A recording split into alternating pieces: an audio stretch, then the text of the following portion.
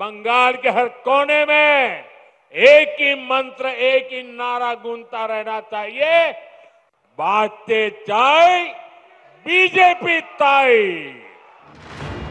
26 বিধানসভা ভোট হতে বাকি আর মাত্র কয়েকটা মাস। এই আবহে 4 মাসের মধ্যে তৃতীয়বার রাজ্যে এসে নরেন্দ্র মোদী একদিকে যেমন তৃণমূলের বিরুদ্ধে ধারালো আক্রমণ শানালেন, অন্যদিকে তেমন নিজের বক্তব্যের ছত্রে ছত্রে বিজেপিকে তৃণমূলের বিকল্প হিসেবে তুলে ধরার পুরোদস্তুর চেষ্টাও করলেন। বাজতে চাই, বাজতে চাই। নরেন্দ্র মোদী বারবার আসল পরিবর্তনের ডাক যেমন দিলেন, তেমন এটাও বোঝানোর চেষ্টা করলেন আসল পরিবর্তন বলতে তিনি ঠিক কি বোঝাতে চাইছেন।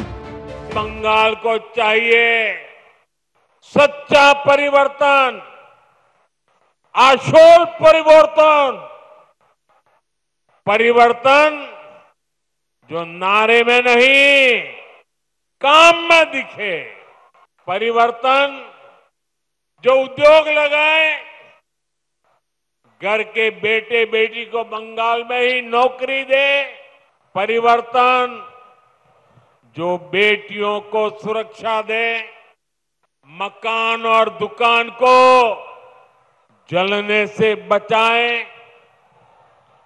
परिवर्तन जो किसान को सुविधा दे, फसल का सही दाम दे और भ्रष्टाचारी सरकार में नहीं जेल में होंगे।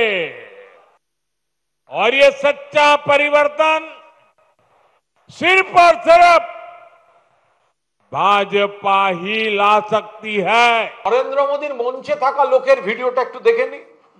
দুর্নীতি নিয়ে বলছেন, মনে রাখবেন নরেন্দ্র মোদী যখন দুর্নীতি নিয়ে বলছেন তখন তার পাশে যিনি বসে আছেন তার বিরুদ্ধেই বিজেপি দুর্নীতির অভিযোগ এনেছে, তাকে গ্রেফতারের দাবি করেছে এবং তারপরে তিনি বিজেপিতে যোগ দিয়েছেন।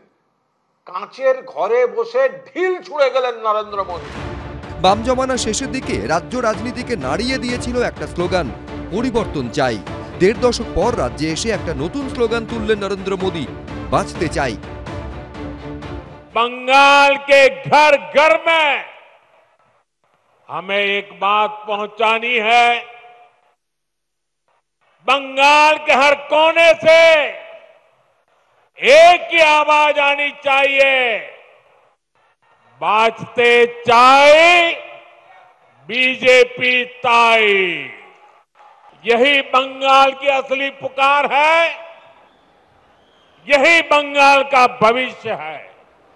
বাংলায় উনি যতবার আসবেন তৃণমূলের আসন সেই অনুপাতে বাড়বে।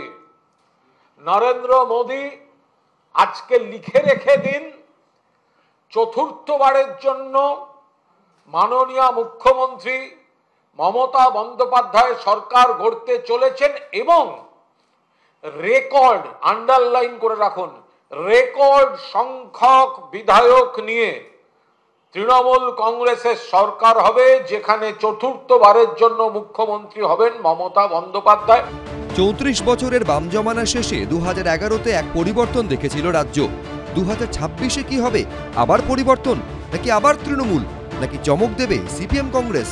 সমীরণ পাল, ব্রতদীপ ভট্টাচার্য, এবিপি আনন্দ।